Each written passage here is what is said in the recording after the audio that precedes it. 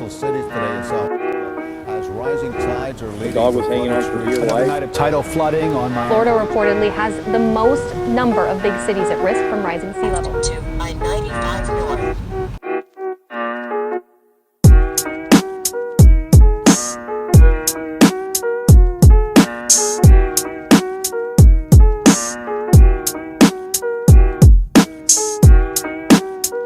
The Sunshine State might look very different than it does today. The same goes for Manhattan Island or Mumbai. This is our best guess of a warmer future, one where sea levels are gnawing away at the corners of our carefully drawn maps.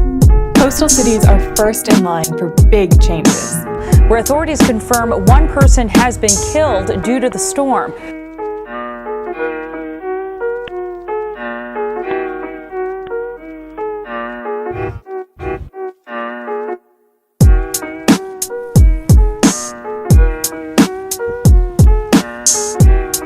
Historically, the way the water would leave our city, it would go down the drains and it would go out our seawalls back into the bay. Because the water level has risen so high in the bay, the actual outfalls on the seawalls are under the water level. So what happens is the water reverses course and comes out our drains onto the street.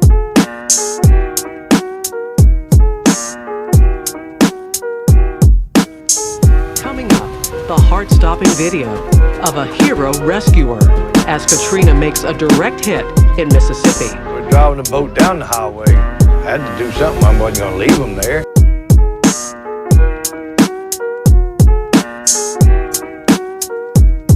It's surreal. It's just totally surreal. I think it might be only 4 houses that got water in them over here. You know what I'm saying? Look at all that. Look at all that. Well, as you just heard, most people reacted to Hurricane Irma by worrying about the safety of their homes and their families and by helping each other. It was inspiring.